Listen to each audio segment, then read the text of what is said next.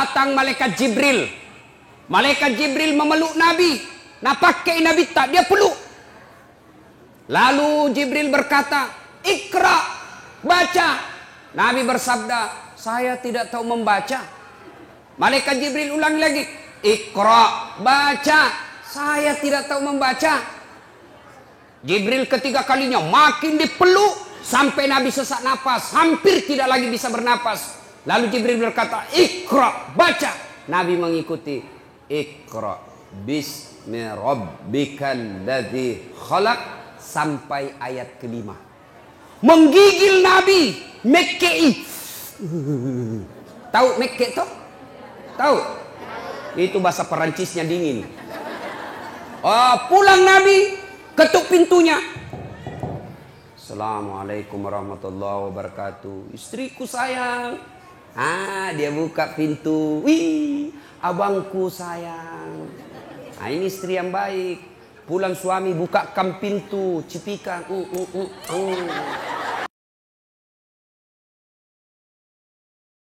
Innallaha wa malaikatahu yusalluna ala nabi.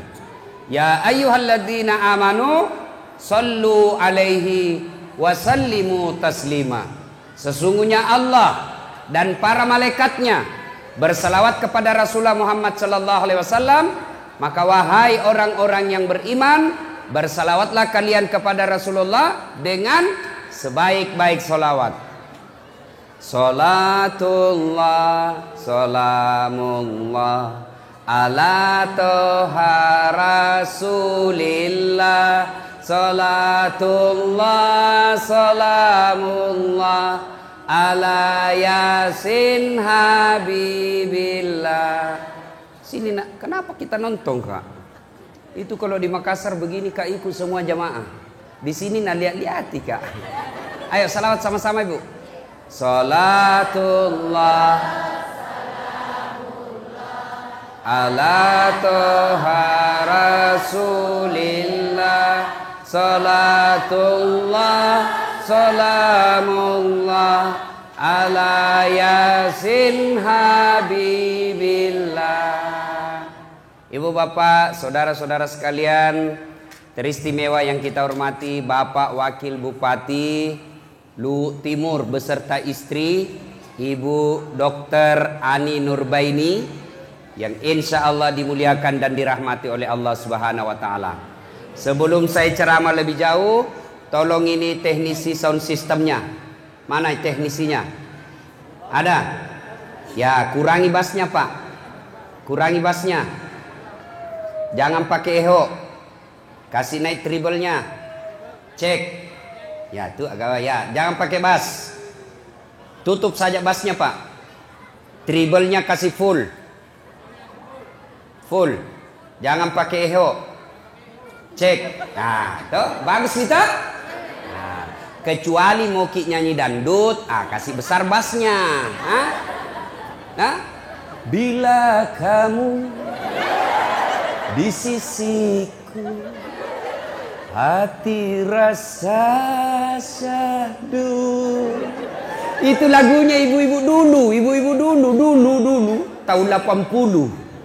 Kalau pulang suaminya lagunya tahu. Bila kamu. Ini sekarang lagunya ibu-ibu. Lai lai lai lai lai lai, panggil aku si Jablay. Abang jarang pulang, aku jarang dibelai. Nah, ibu bapak, saudara-saudara sekalian yang saya hormati, saya mau cerita. Nah, ketika Rasulullah Sallallahu Alaihi Wasallam usia 40 tahun, Rasulullah kemudian menerima wahyu di Gua Hira. Gua Hira ini kurang lebih 7 kilo dari kota Mekah. Naiklah Nabi ke Gua Hira. Datang malaikat Jibril. Malaikat Jibril memeluk Nabi. Nah pakai Nabi tak, dia peluk. Lalu Jibril berkata, Iqra, baca. Nabi bersabda, saya tidak tahu membaca. Malaikat Jibril ulang lagi, Iqra, baca. Saya tidak tahu membaca. Jibril ketiga kalinya makin dipeluk sampai Nabi sesak napas, hampir tidak lagi bisa bernapas. Lalu Jibril berkata, "Iqra, baca." Nabi mengikuti, "Iqra bismi rabbikal ladzi khalaq," sampai ayat kelima. Menggigil Nabi, mekkei.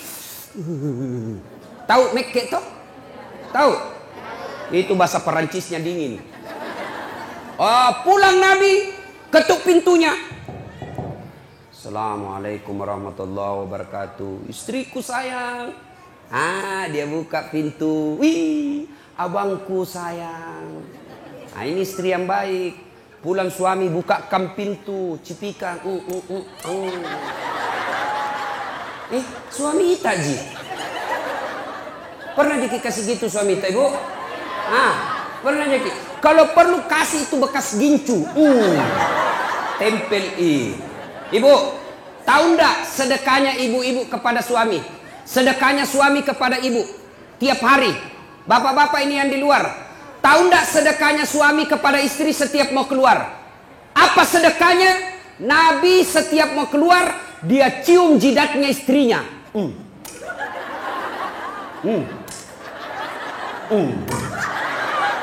Dicium. Coba, ciuman suami sebelum pergi kerja, sedekah seorang suami kepada istrinya. Maka bapak-bapak mulai besok sedekahlah sebelum keluar rumah. Kalau nak lupa suami tak, Ibu, kalau nak lupa suami tak, kasih ingat, Pak, sedekah. Sini kok aku sudah kai kok. Tapi ibu juga harus cantik. Mau disedekahi baru banyak osing. Mau disedekahi bau kalepanya. Kariwil rambutna, kuning gigina. Nah bila suami tak, jauh-jauh kau deh. Ya.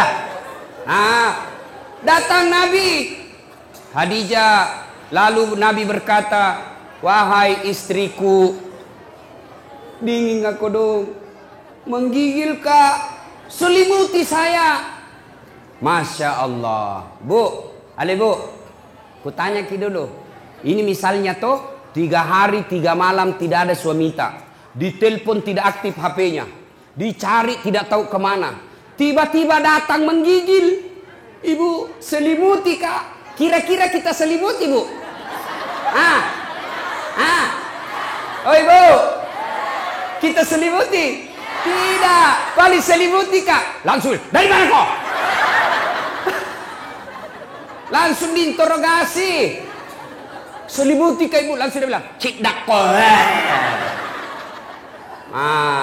Itu Khadijah, suaminya 3 hari 3 malam keluar, pulang kedinginan. "Wahai istriku, selimuti saya." Khadijah menjawab, "Sami'na wa ata'na." Saya dengar dan saya taati. Maka hikmah pengajian pertama, Ibu, pulang ki pengajian ini, apapun nak perintahkan ki suamita, selama tidak bertentangan agama, wajib Ibu ikuti.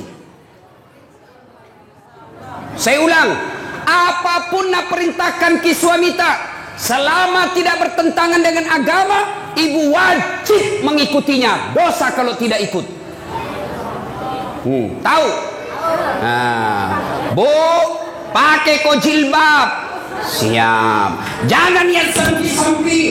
Siap. Jangan yang pendek-pendek. Siap. Kalau Ibu tidak lakukan, bukan cuma dosa kepada Allah, tapi juga dosa kepada suami. Nabilan suami tak, "Ibu, jangan kau terlalu tebal gencummu, jangan kau cukur alismu, jangan terlalu banyak make upmu, saya tidak suka." Tapi ibu tetap lakukan, maka ibu sepanjang jalan laknat Allah buat ibu. Ngerti? Ini sekarang ibu-ibu banyak nalawan suaminya. Kecuali, dengar, kecuali suami tak nak perintah ke yang bertentangan agama. Contoh, "Bu, jangan saya mau pakai jilbab deh. Jelek kau kuliah kalau pakai jilbab kok." Sudah Mi, buka itu jilbabmu supaya kelihatan itu rambutmu yang berombak-ombak. Supaya kelihatan itu lehermu yang telu. Supaya kelihatan itu seksi badanmu. Maka suami seperti ini tidak wajib ditaati. Ya? Ibu, apa? Sudah Mila. Piko dulu belikan anu domeng. Mau kak berjudi. Maka perintah seperti ini tidak wajib diikuti.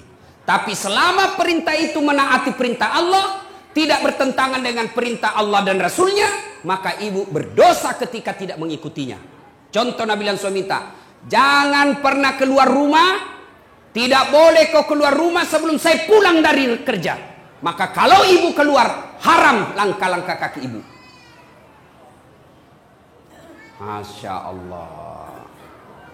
Nah, ibu-ibu jangan pernah keluar rumah tanpa izin suami. Dengar cerita. Halo ibu. Oh ibu. Bu. Sudah mi perisa itu dosta. Itu bisa dos kuenya. Nah lihat terus. Pacetong. Bu. Ada orang sakaratil maut ibunya. Malasa indokna. Sakit ibunya. Maka datanglah tetangganya memanggil anaknya. Bu, sakit imam tak. Pergi ke besui. Apa karena ibu ini? Minta maaf kak, kasihan. Mau sekali kak pergi besui. Tapi suamiku lagi keluar. Dia pesan saya, jangan tinggalkan rumah sebelum saya pulang. Tidak datang. Sakaratil maut ibunya. Datang lagi tetangganya. Ibu, datang ke dia mama tak kasihan. Sakaratil maut bi. Ini yang terakhir kalinya ibu lihat. Apa kata anaknya? Maafkan saya kasihan. Belum datang suamiku. Saya mau sekali ke sana tapi suamiku belum pulang. Saya dilarang keluar oleh suamiku. Meninggal ibunya. Datang lagi tetangganya. Ibu, meninggal mi mama tak kasihan. Pergi ke lihat yang terakhir kalinya. Tolong pergi ke lihat sebelum dimakamkan. Apa kata ini istri? Maafkan saya mau sekali ke sana tapi suamiku belum pulang dari medan perang dan saya dilarang keluar sebelum dia pulang. Dimakamkan. Selesai dimakamkan, tidak datang, mulai sakit, sakaratil maut, sampai dimakamkan tidak datang. Marah ini tetangganya, dia pergi lapor kepada Nabi. Dia pergi lapor sama Nabi. Ya Rasulullah, tetanggaku tega betul, mulai sakit, sakaratil maut, sampai dimakamkan ibunya. Saya datang panggil, besuk ibunya, dia tidak datang ya Rasul. Nabi lalu berkata, baik. Kenapa bisa itu anak begitu? Kenapa bisa dia tidak datang?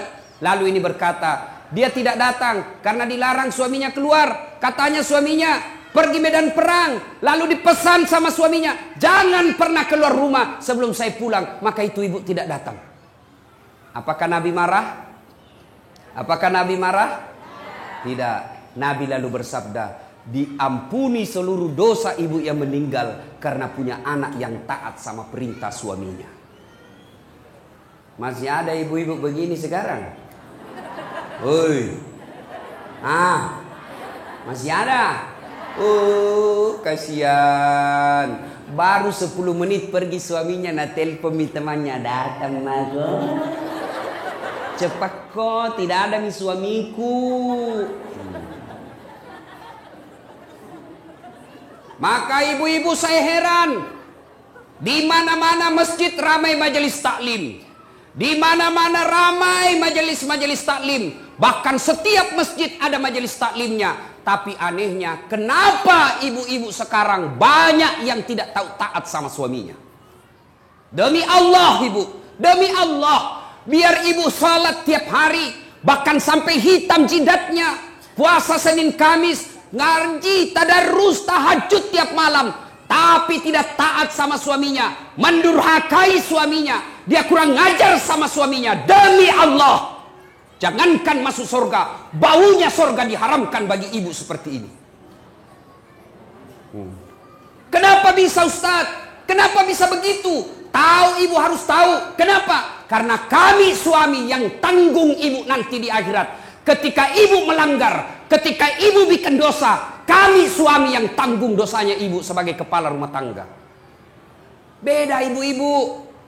Ibu-ibu taat ibadah, rajin sholat, tutup aurat, Senin Kamis puasa, suaminya tukang judi, suaminya koruptor, suaminya pemabuk, suaminya pengedar narkoba, suaminya tukang tipu, tapi istrinya soleha, demi Allah, istrinya tetap masuk surga, suaminya dibakar di neraka, tidak ada hubungan.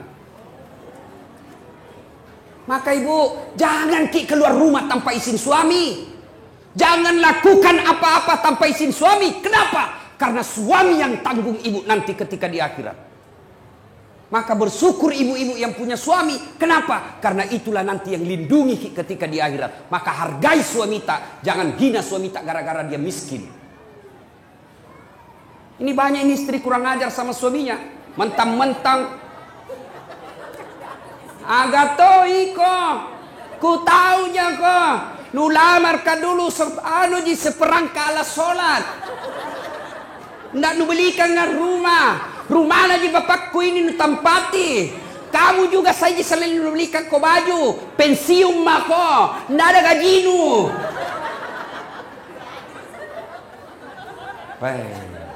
Istri seperti ini bu. Nah tunggu ko malaikat. Nah belender ko nanti. Yang ketawa serius kah ini? Ya, Salatullah, salamullah, ala toha rasulillah. Salatullah, salamullah, ala yasin habibillah. Tawassalna bismillah. Wabil hadi rasulillah wa kulli mujahidinillah bi ahlil badri ya Allah. Ya Allah, jadikanlah cinta kami kepada Rasul-Mu. Kami sangat mencintai Rasul-Mu ya Allah. Kami sangat merindukan Rasul-Mu ya Allah. Karena cinta kami kepada Rasul-Mu ya Allah, jadikanlah acara ini berkah. Dan ilmu yang kami peroleh, kami mampu mengamalkannya ya Allah. Ibu bapak, saudara-saudara sekalian yang saya hormati. Satu, taati perintah suami. Jangan sampai ibu bermajelis taklim sudah 5 tahun. Tiap pengajian datang, tapi tetap durhaka sama suami. Sia-sia majelis taklim tadi. Ya. 2. Khadijah tidak pernah sangka buruk kepada suaminya. Tahu sangka buruk? Tahu sangka buruk? Curiga. Curiga yang berlebihan. Khadijah dia laksanakan apa perintahnya, lakukan dan tidak pernah sangka buruk. Yang kedua, pengajian kita pertama tadi, perintah suami laksanakan. Yang kedua, jangan pernah sangka buruk, berprasangka jelek sama suami. Nah telepon suaminya ndak na jawab. Mana lagi ini kasihan. Ih, kenapa ini 3 kali ku telepon ndak na jawab-jawab. Dari pagi sampai sore ku telepon ndak na jawab-jawab. Nih mana lagi ini, pasti ketemu lagi tuh tamang mana. Ini sangka buruk. Sangka baik, kenapa dia tidak terima teleponnya? Oh ternyata tertinggal HP-nya di pos ronda. Kan dia tukang ngojek. Di telepon, tiba-tiba ada teman tak telepon ki. Kuliah suamimu bonceng cewek. Wah mesrana lagi. Bola balik bonceng cewek. Sangka baik. Bagaimana dia tidak bonceng cewek? Kerjanya tukang ngojek. Sangka baik. Ibu-ibu, jangkit sangka buruk. Telepon suami tidak ada jawab. Oh, mungkin lagi buang air besar. Masa mau terima telepon? Sedikit lagi. Kan tidak bagus. Sangka baik. Nah, masyarakat telepon Bu Camat tidak dijawab. Sangka baik. Oh, barangkali Bu Camat lagi menghadap sama Pak Wakil. Nggak enak kan terima telepon. Iya Bu, ada Pak Wakil di depan. Kalau saya boleh, tuntut dulu HP-mu itu. Kau nggak hargai saya. Di telepon Pak Wakil tidak dijawab. Sangka baik. Oh, mungkin lagi rapat dengan anggota DPR. Jangan langsung bilang, dede sekalian sudah dipilih, nah lupa maki. sangka baik. Ada lagi Ibu Ani datang ke sini, sangka baik. Itu Jina datang itu karena mau dipilih, sangka baik. Sangka baik, jangan pernah sangka buruk. Jelas. Tidak ada itu baiknya sangka buruk. Contoh, ada ibu-ibu 7 tahun nih menikah tidak ada anaknya. 7 tahun. Tiba-tiba di tahun ke-8 dia pergi periksa ahli kandungan. Cek. Nah bilang dokter, alhamdulillah ibu sudah terlambat 2 bulan. Langsung dia bilang, alhamdulillah. Nah telepon suaminya, Pak, alhamdulillah terlambat 2 bulan. Nah bilang suaminya, alhamdulillah. Jangan kau dulu cerita-cerita sayang nak, nanti tidak jadi, malu lagi tuh. Baiklah, rahasia bersama, tidak ada cerita. Beberapa hari kemudian datang petugas PLN. Assalamualaikum. Waalaikumsalam. Kata ibu, siapa ya? PLN ibu. Kenapa Ki Pak? Ibu terlambat 2 bulan. Kenapa bisa tahu ini?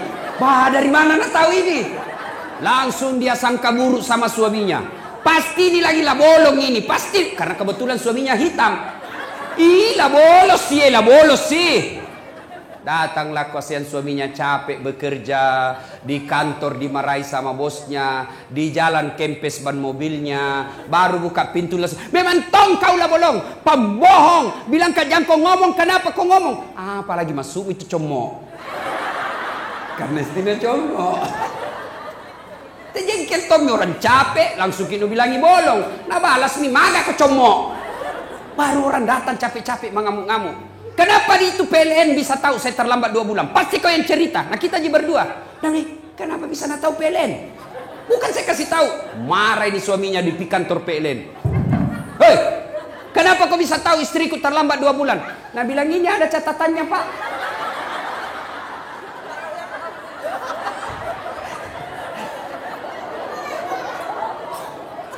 Nah bilang hapus itu. Ada apa taca-taca? Hapus sih. Nah bilang boleh dihapus tapi bapak bayar dulu. Nah bilang kalau saya tidak mau bayar.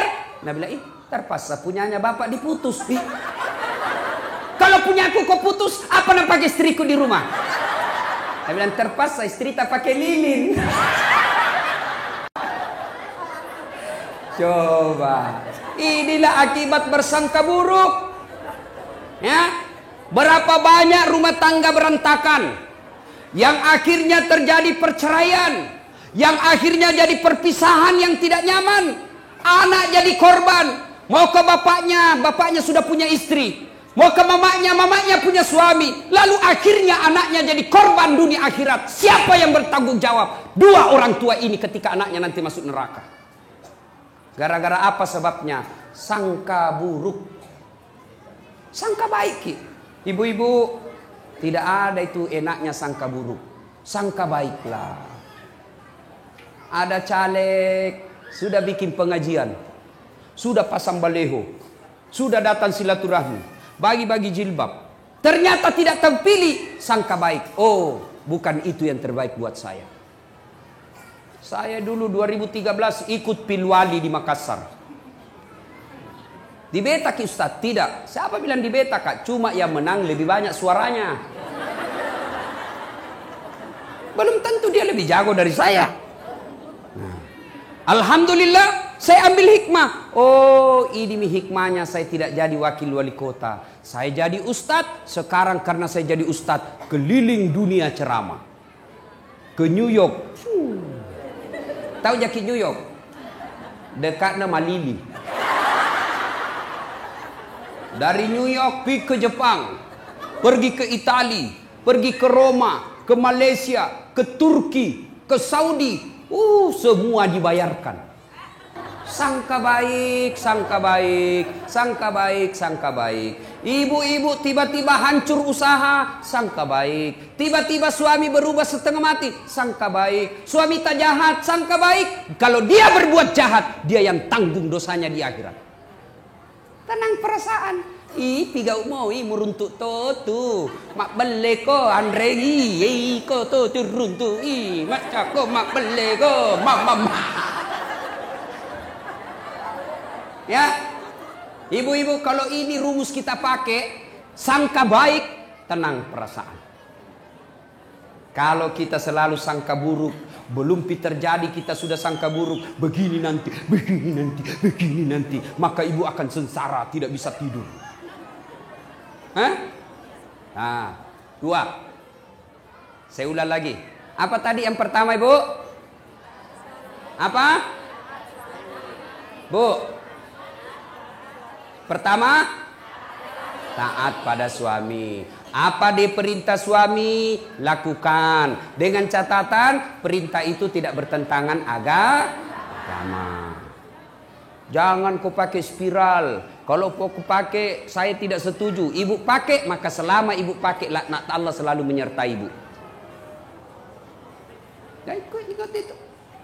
Yang kedua, apa tadi yang kedua? Sangka baik. Nah, yang ketiga, Khadijah. Ibu itu Khadijah, sebelum menikah sama Nabi, beliau janda terkaya di Mekah. Ada janda kaya di sini? Hah? Ada? Saya cuma bertanya. Jangan maki bilang ustaz cari janda. Tidak. Kaya. Ketika beliau sakaratil maut. Tahu sakaratil maut? Tahu ibu? Nah ini muka-muka sakaratil maut semua ini. Masya Allah. Masya Allah.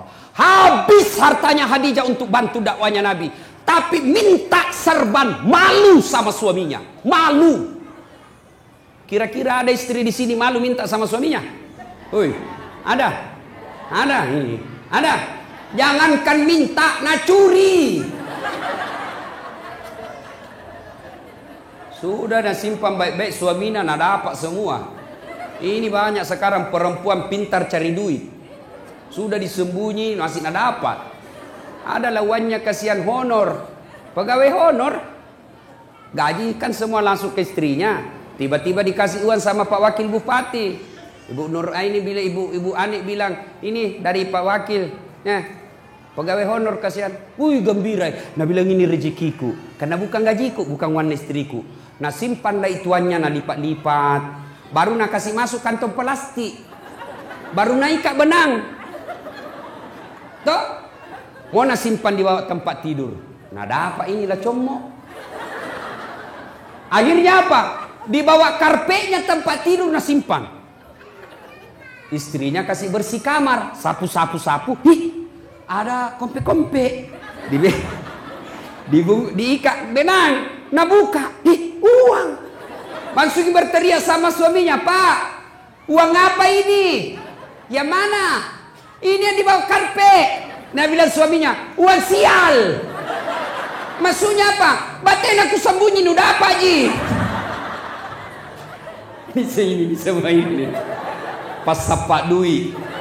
Oh, nak paris sabana kantor lakin. Bu, jangan ketawa ibu, saya serius ini. Bu, kalau ambil uang di dompet, kalau ambil uang di kantong, sampaikan kepada suami. Meskipun ibu sudah di kantong, mi kan tidak bisa mengambil kau di kantong tak mi. Di dalam kantong pipir kasih tahu. Kenapa? Nanti kasihan dia kira ada uangnya di dompet, sampai di warung kopi, sampai di pompa bensin, sampai uang makan, nah peresa.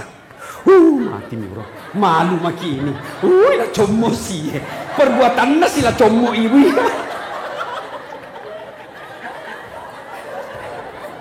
Jelas? Itulah sebabnya ibu, tidak boleh ibu ambil tanpa izin suami. Kenapa? Karena itu pasti ada tujuannya. Mengelola keuangan rumah tangga itu ada materinya, ada manajemennya. Gajinya suami, ambil suami 100% oleh istri. Tapi penghasilan-penghasilan lain itu uang suami namanya. Untuk apa? Karena kadangkala ada kejadian darurat yang tidak disangka-sangka sehingga butuh uang. Nah itulah simpanannya suami. Gajinya suami pembeli beras, pembeli ikan, pembeli lauk pauk, pembeli lain-lainnya. Tapi ketika tiba-tiba mobil tabrakan, pak, tidak mungkin iwannya gajinya dari istri yang sudah diambil. Maka itulah simpanannya suami. Maka ibu jangan ambil ketika ada simpanan suami, karena itu pasti ada tujuannya disimpan suami kita. Jelas ibu? Jelas? Salatullah, salamullah ala toha rasulillah. Salatullah, salamullah ala yasin habibillah. Tawassalna bismillah wa bil hadi rasulillah wa kulli mujahidi lillah bi ahlil badri ya Allah. Nah, satu, taati suami. Dua, sangka baik. Tiga, jangan mengambil tanpa izin suami. Jelas ya? Jelas ya? Yang keempat, Khadijah ternyata menopang suaminya, mendukung suaminya sepenuhnya. Karena ini laki-laki, biar bagaimana jagonya, tanpa dukungan istri hancur. Betul ya bu? Betul? Maka tapi jangan tom berlebihan ibu. Ada itu di Kolaka, nak bunuh suaminya, nak tikam suaminya pakai pisau dapur, nak tutup kamarnya dulu, baru nak tikam sampai meninggal suaminya. Ditanya, kenapa kau kasih begitu suamimu? Dia bilang, setengah mati ku bantu, setelah berhasil dia mau kawin lagi, lebih baik ku bunuh. Bah, bikin takut-takut. Dia bilang, biar jelek suamiku, jangan ku ambil ki. Biar pengangguran, jangan ku ambil ki. Itu milikku, dunia akhirat. Nah, bu, pak, halo bapak. Percaya pak, bapak tidak akan sukses tanpa dukungan istri. Mau ki contoh? Mau contoh? Pak Wakil Bupati. Biar jago bagaimana kalau Ibu Ani tidak setuju, tidak jalan. Maksudnya apa? Mau pergi sosialisasi. Tiba-tiba Ibu Ani bilang, pak, urus dulu anakmu. Apa? Tidak bisa begitu? Sama saya. Biar jago bagaimana kalau tidak dibantu istri, tidak mungkin. Kenapa? Saya mau bikin konsep untuk ceramah besok. Tiba-tiba, Ustaz, anakmu mangisi, ambeki. Tidak bisa makin lagi konsentrasi. Mau pergi dan bilang, anakmu ganti popoknya. Maka kita laki-laki bisa sukses. Karena bilang apa? Pergi maki sayang, anak tak saya yang ngurus. Serahkan semuanya sama istri tak. Kita pergi maki dakwah, saya urus semuanya. Masya Allah. Itu istri yang baik. Jangan bikin takut-takut suami. Baru pergi 1 jam menelpon. Di mana kok? Di mana kok? Di kantor jakon. Pulang kok. Jakon lisu kok. Kalau tidak mau kau pulang, jaga memang kau. Baik. Nah dengar semua temanku kasih. Ada tongko dong itu istri nak kasih begitu suaminya. Ada begitu di sini? Tidak ada. Mata lolos. Nah bilang mi suaminya kodong, ada jauh di kantor ini ada. Dia bilang, foto dulu pale baru kirimi.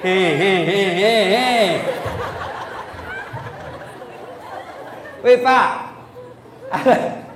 ada ki begitu di sini? Takut sama istri tak? Ada. Weh pak desa, takut kisah istri tak? Berhenti jadi laki-laki. Apa mau takut sama istri? Nah kita lamar nih, dibikinkan rumah, dibelikan mobil, semua cicilannya kita bayar nih. Baru mau kita takut sama dia, bagaimana ceritanya? Marah Ustaz. Nah banting itu pintu, banting tongi pintumu. Nah pecahkangi piring Ustaz, pecahkangi 1 lusin. Piring bisa dibeli, tapi harga diri tidak boleh diinjak-injak. Allahu Akbar.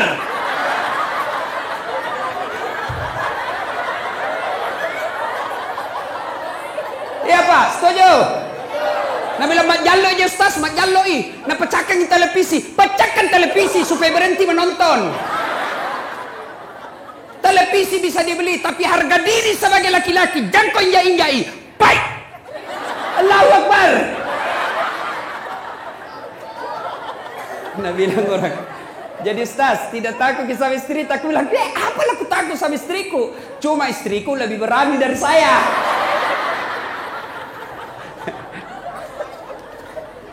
Jadi, Bu, yang kelima, Allah sudah menyediakan istana dalam sorga buat Khadijah. Istana dalam sorga untuk Khadijah yang terbuat dari mutiara. Sorga ada lagi istananya.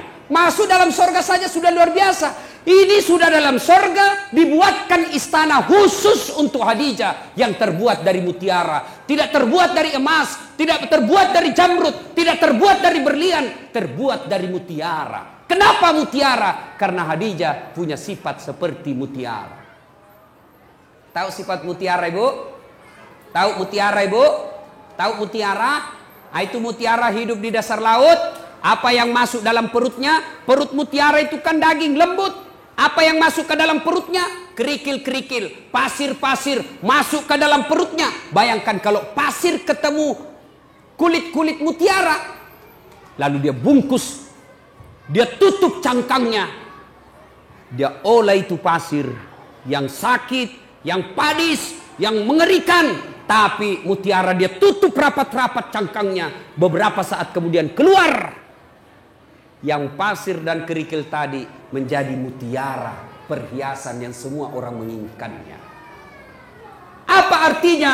Khadijah setiap ada masalahnya, setiap ada masalah rumah tangganya, masalah dalam hidupnya, tidak pernah dia ceritakan. Dia tutup rapat-rapat cangkangnya. Dia tidak pernah cerita ke orang lain, tapi dia cerita hanya kepada Allah Subhanahu wa taala.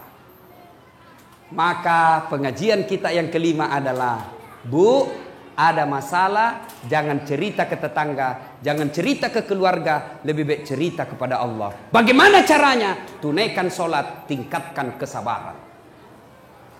Sayang seribu sayang, ibu-ibu sekarang ada masalahnya pergi tetangga. Suamiku itu deh jeleknya, pelit, maseke, sudah kalau tidur ngorok, ini makin tua makin bau kali paknya. Enggak aku tahu itu suami. Masa suami tak kasih jelek-jelek begitu sama tetangga?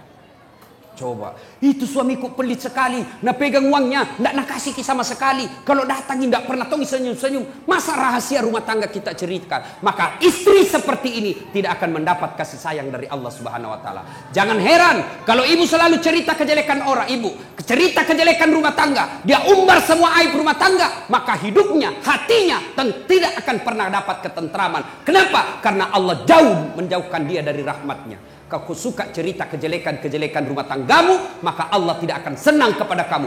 Allah tidak senang kepadamu, maka jangan heran hidupmu tidak bisa tenang hatinya. Jelas? Maka kalau ada masalah tak ibu, ambil wudhu, ambil sajadah, ambil kudung, ngadu kepada Allah. Dalam solat namanya solat hajat. Minta maki kepada Allah. Ya Allah, saya tidak sangka suamiku begini. Saya tidak senang suamiku begini ya Allah. Tapi inilah jodohku ya Allah. Engkau yang menentukan jodohku. Saya tidak senang laki-laki seperti ini. Tapi Engkau berikan saya seperti ini. Maka berikan saya kesabaran ya Allah. Kuatkan hatiku. Tingkatkan kesabaranku ya Allah. Agar ini bisa kulalui secepatnya. Ini tidak. Ada masalahnya ambil Facebook. Update status. Tidak kusangka kau begitu. Andai ku tahu kau begitu, saya tidak terima lamaranmu. Pret. Ini kan banyak begini. Apalagi, coba ku tahu begini, tidak mau kawin sama kau. Apalagi tidak mau naduami anakmu. Jelas? Ibu-ibu, ada di sini rumah tangga tidak ada masalahnya? Ada? Ada? Tidak ada orang tidak ada masalahnya. Tidak ada. Contoh, cicilan belum lunas, anak tidak dapat kerja, suami makin kajili-jili, Motongi cantik istri tak, motongi mulus muka, penuh dengan masalah. Maka masalah itu bukan masalah. Masalah kita adalah bagaimana mengatasi masalah. Mengatasi masalah tanpa masalah. Wih, ini warna pegadaian ibu-ibu ini. Bu, ada masalah tak, ngaduki kepada Allah. Dalam cara apa Ustaz? Tingkatkan kesabaran, tunaikan sholat dengan sebaik-baiknya, perbaiki 5 waktu, tambah sholat-sholat sunnah, terutama sholat hajat di malam hari. Allah janji, ud'uni astajib lakum. Minta kau kepadaku, pasti saya kabulkan. Itu janji Allah. Salatullah, salamullah ala toha rasulillah. Salatullah, salamullah ala yasin habibillah. Tawassalna bi bismillah wa bil hadi rasulillah wa kulli mujahidilillah bi ahlil badri ya Allah. Alhamdulillah, 5 ini kita bawa pulang. Insya Allah kita amalkan Bu, ada gunanya pengajian. Tapi kalau pulang ini tidak ada diamalkan, maka kita hanya datang turut ramai, tidak ada faedah yang kita dapatkan. Inilah tausiah kita.